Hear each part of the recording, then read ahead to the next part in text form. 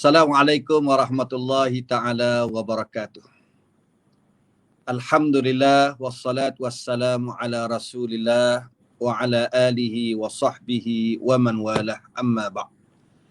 Terima kasih pada Cik Firdaus serta seluruh kru iMix, para penonton, muslimi muslimat, pocik-pocik, mocik-mocik, orang-orang muda yang saya kasihi sekalian, muslimin muslimat yang sentiasa bersama dengan saya dalam slot Kalam Murabbi. Murabbi yang paling hebat ialah Nabi kita Muhammad sallallahu alaihi wasallam.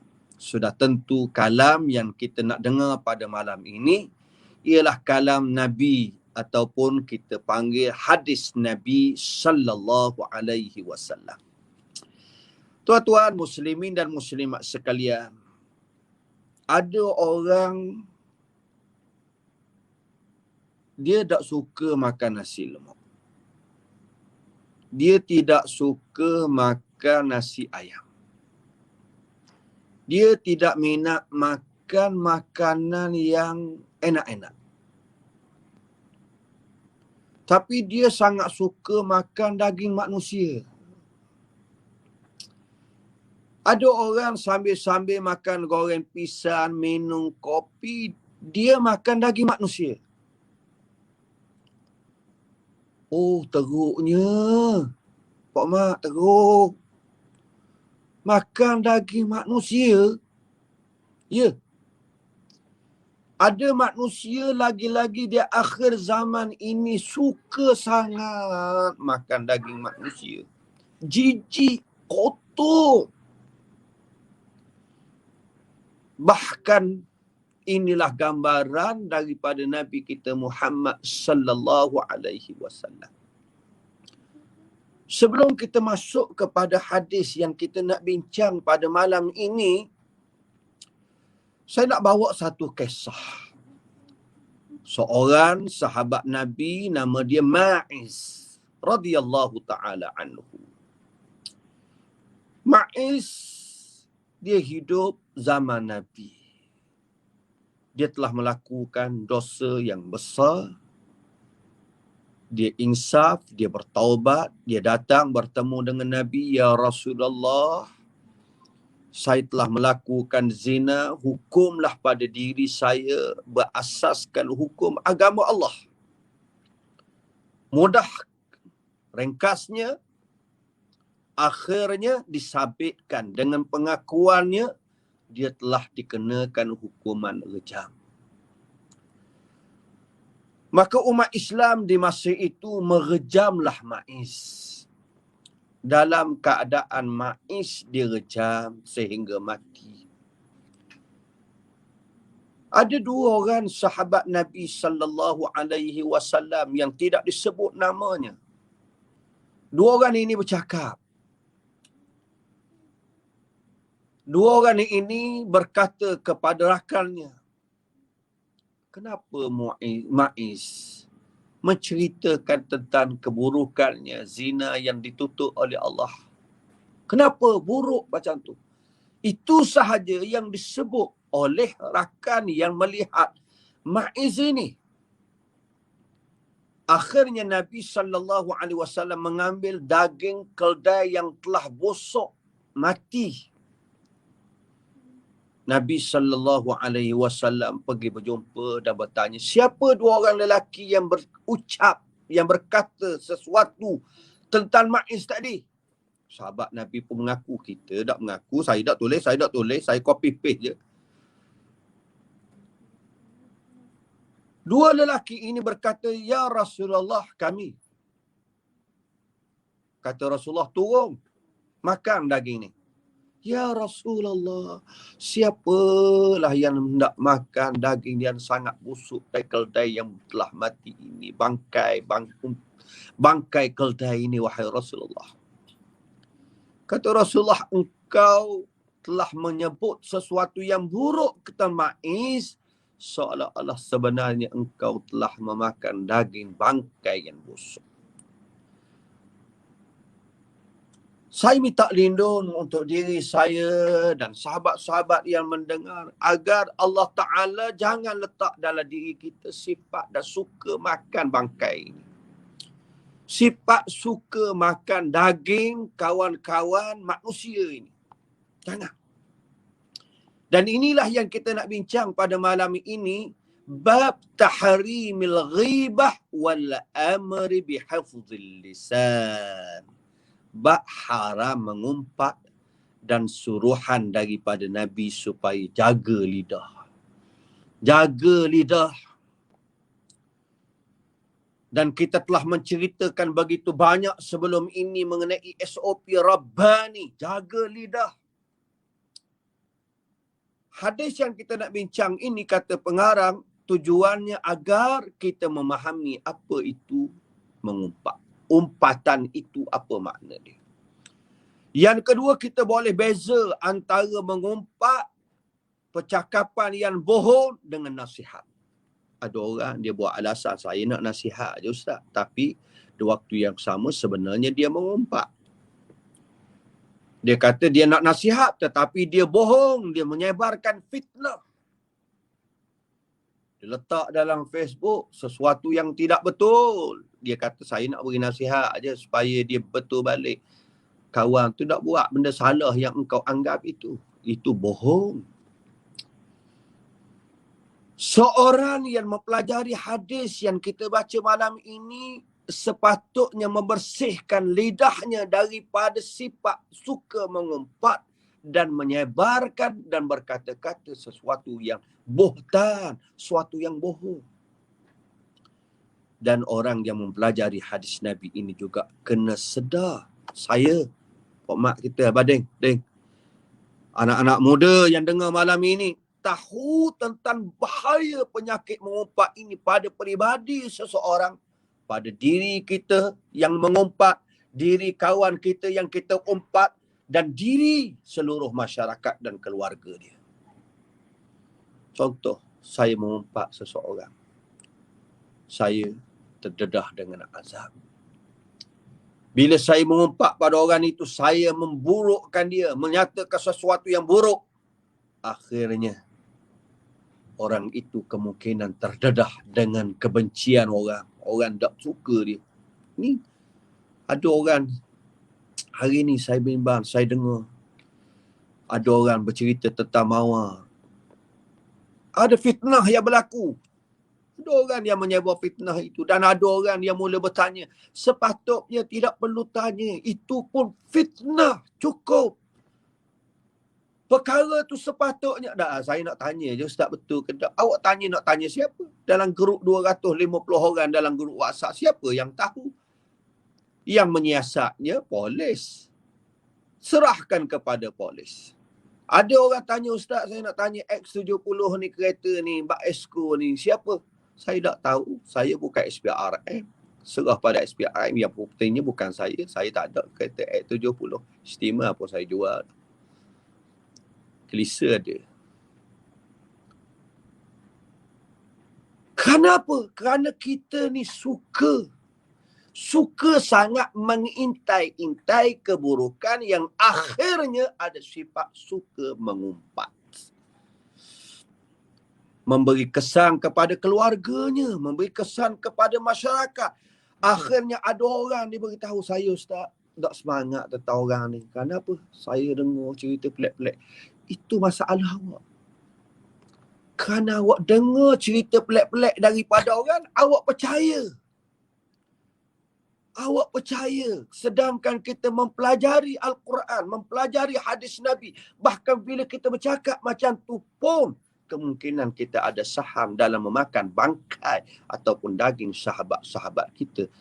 Allahu Akbar. Kata Nabi sallallahu alaihi wasallam dalam hadis yang diriwayatkan oleh Abu Hurairah radhiyallahu taala anhu, anna Rasulullah sallallahu alaihi wasallam qala atadruna mal ghibah, atadruna mal ghibah, qalu Allahu wa rasuluhu a'lam, qala zikruka akhaka bima yakrah, qil Afara'aita in kana fi akhi ma aqul?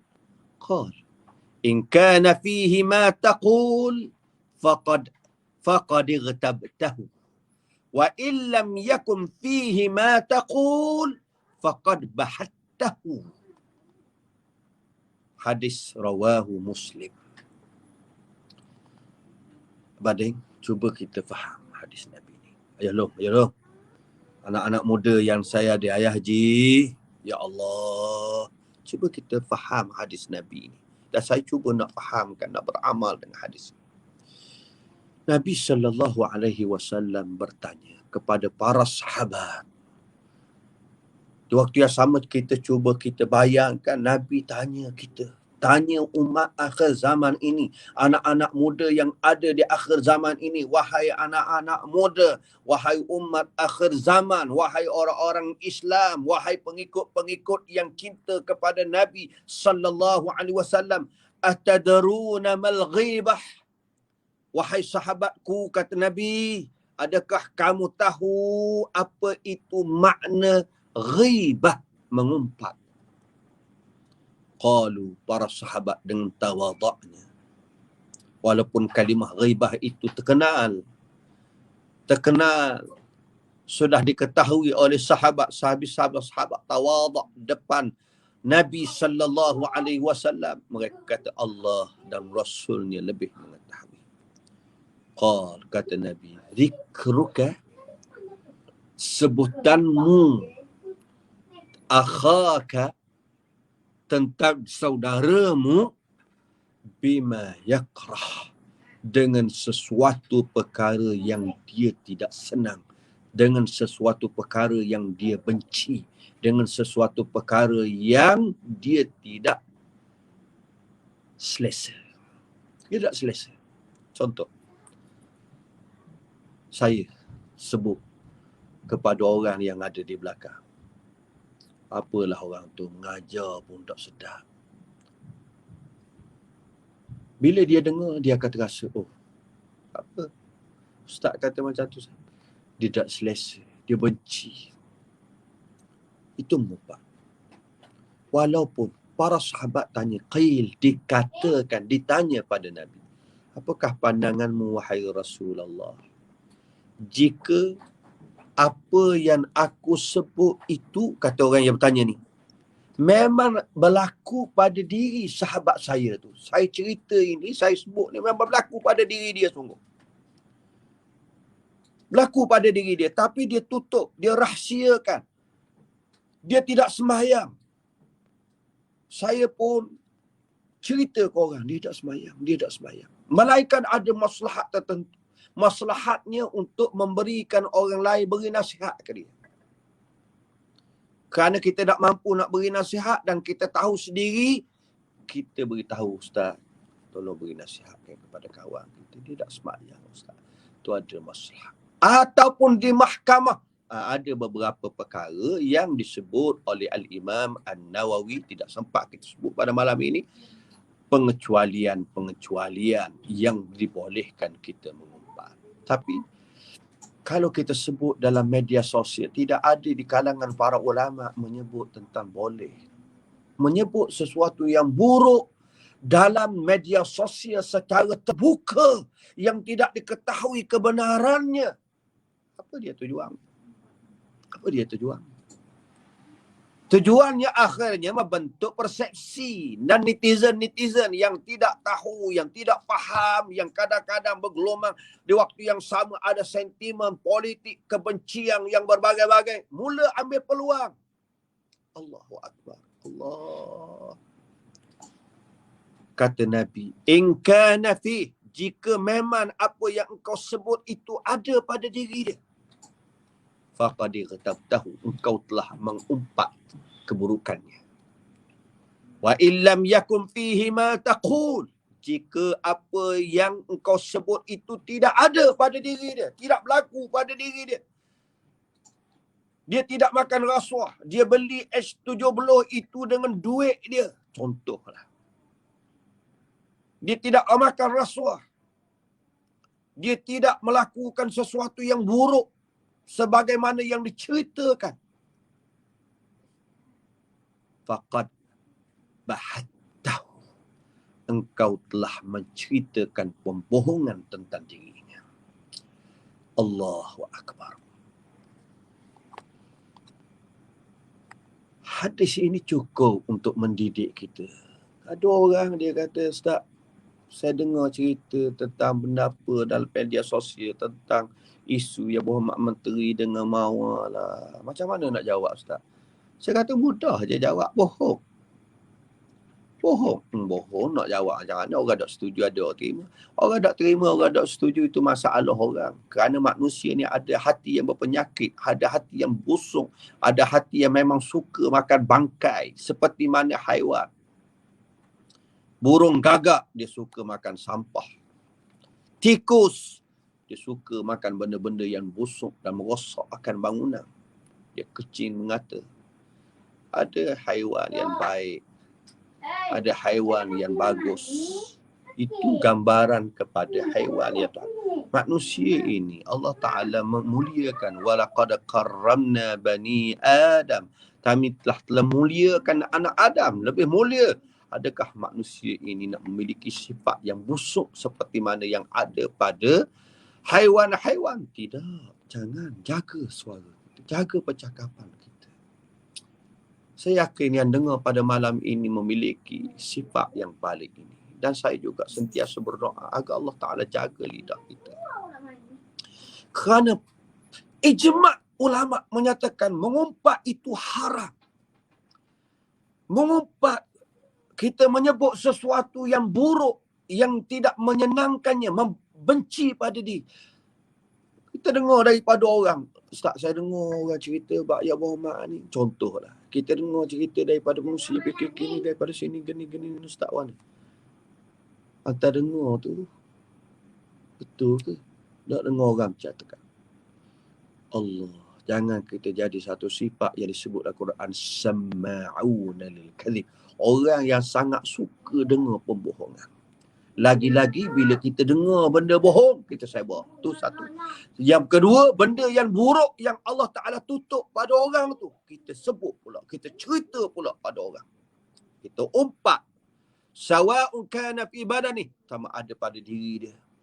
Au dini, pada agamanya. Au dunyahu, atau urusan dunianya. Dia berbalah dengan isterinya dalam rumah. Kita tak tahu. Tapi kebetulan adalah isteri dia mengadu ke bini kita, cerita tu, lelaki saya ni kedekut kenapa. Bini kita pula cerita ke kita, kita pula cerita ke orang, kita tahu lah. Bini ustaz tu dia cerita ke bini kita cerita ke kita pula. Bini kita tu makan daging bangkai, kita makan daging bangkai, kita cerita ke orang, pakat ramah-ramah macam burung gagak makan siapa? Makan bangkai semua. Urusan dunia.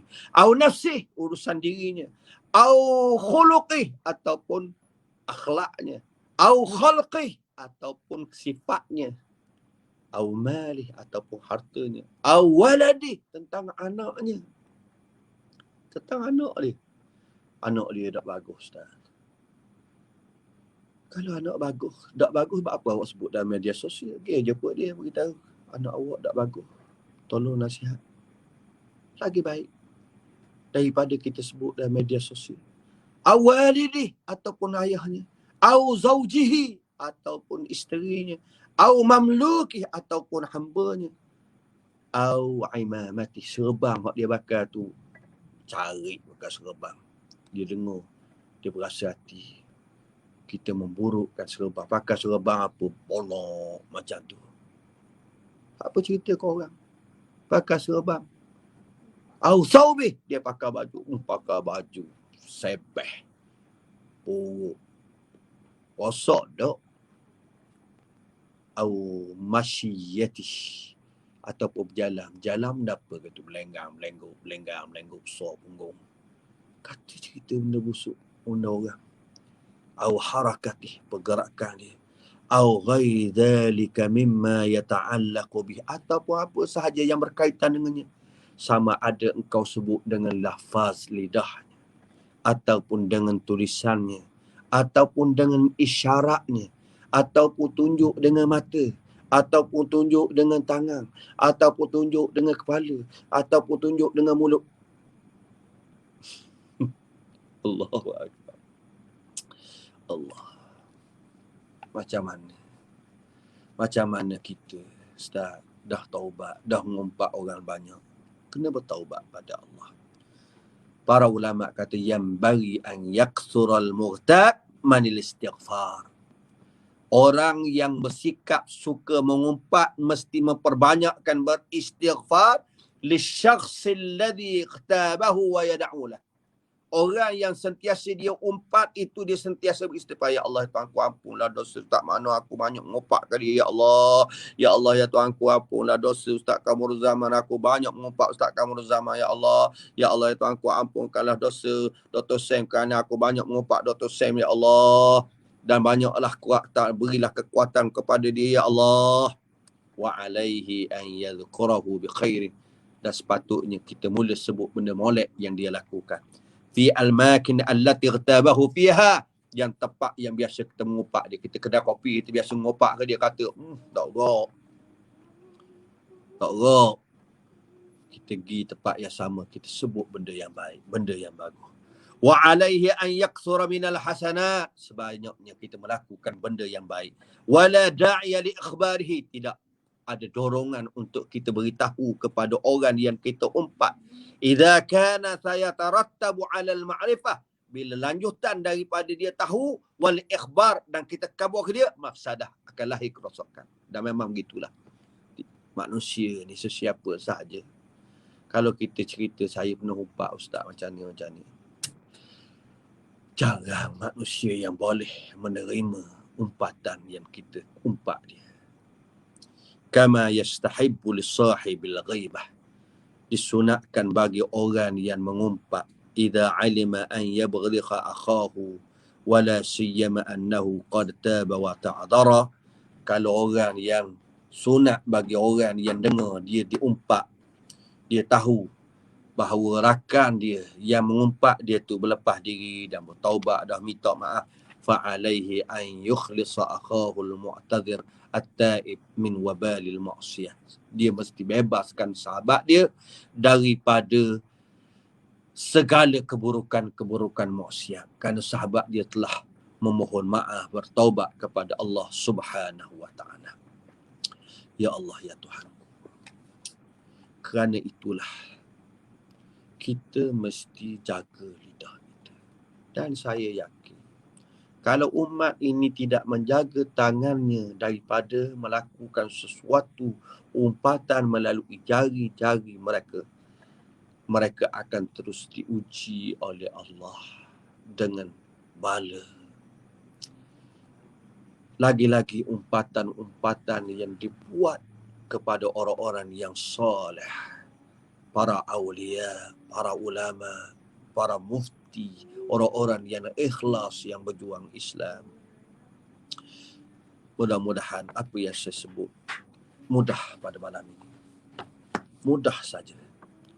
Marilah kita jauhkan sifat umpat dan kita berwaspada daripada melakukan keburukan lidah ini agar kita selamat dari dunia dan selamat di akhirat. Ada satu hadis menceritakan apabila Nabi di Mi'raj, Nabi melihat ada orang itu mencekar mukanya dengan kuku-kuku besi, mukanya, tubuhnya. Nabi tanya, ya Jibril, siapa gerangan manusia yang seumpama ini? Kata Rasulullah, kata Jibril, inilah orang yang suka mengumpat, melakukan kekataan yang buruk tentang saudara-saudaranya. Mudah-mudahan Allah Ta'ala selamatkan kita daripada golongan yang suka makan bangkai, najis dan daging manusia, lagi-lagi saudaranya. Terima kasih kepada semua yang sudi bersama dengan saya pada malam ini. Jangan lupa untuk panjangkan, sharekan maklumat ini. Jika salah, saya mohon maaf.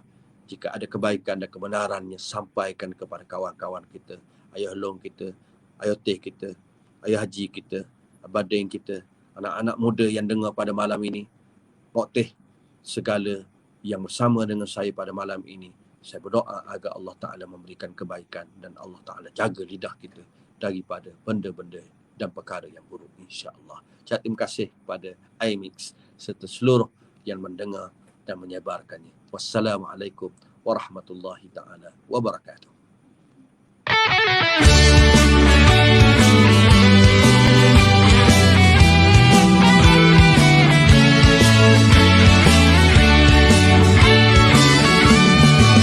Terengganu, negeri Darul Iman.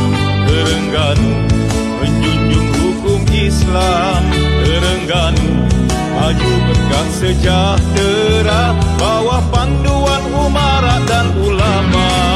Modal insan jadi keutamaan, didik ummah bertakwa dan beriman. Semua rakyat, tak kira bangsa agama, mendapat rahmat dari Maha Esa. Pembangunan ekonomi, sosial dan hiburan, terapkan hukum Islam seiringan. Ada garis depan Tuhan, perlu diperkasakan, memastikan kesyumulan Islam. iMix membangun modal insan, iMix memacu perubahan, iMix menggalas hasrat serta tujuan, bersama kita jayakan. iMix memimpin peralihan, iMix menuju kejayaan. iMix medan informasi kerajaan, menggapai impian bersama.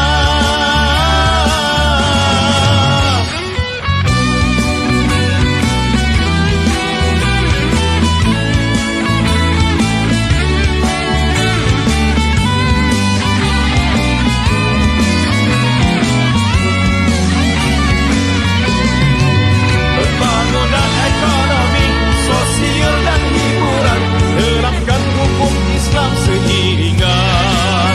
Ada garis depan Tuhan, perlu diperkasakan, memastikan kesyumulan Islam. iMix membangun modal insan, iMix memacu perubahan, iMix menggalas hasrat serta tujuan, bersama kita jayakan. iMix memimpin peralihan, iMix menuju kejayaan. iMix medan informasi kerajaan, menggapai impian bersama, menggapai impian bersama. Terengganu maju berkah sejahtera, Terengganu maju berkah sejahtera.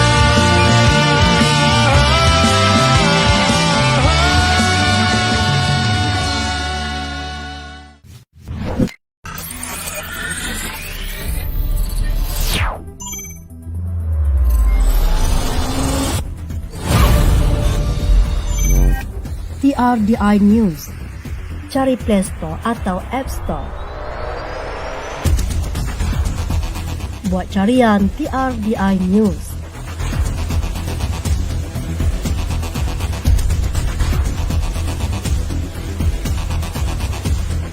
Tekan install. Buka aplikasi TRDI News. Dan terus nikmati notifikasi segala maklumat terbaru Kerajaan Negeri Terengganu. TRDI Apps, aplikasi Terengganu Darul Iman, sebuah portal maklumat Kerajaan Negeri Terengganu, cakna, tepat dan terkini. Video TV Darul Iman, paparan video berita semasa, pelancongan, politik dan sebagainya. Paparan beresolusi tinggi yang lebih menarik dan trending. Album fotografi, hanya klik untuk melihat foto berita, sukan dan lain-lain. Paparan foto penuh, berkualiti dan mampu di zoom. Turut disediakan podcast TRDI. Juga Warta Darul Iman versi maya bagi setiap edisi yang telah diterbitkan. Segala maklumat kini di hujung jari anda. Hanya muat turun sekarang.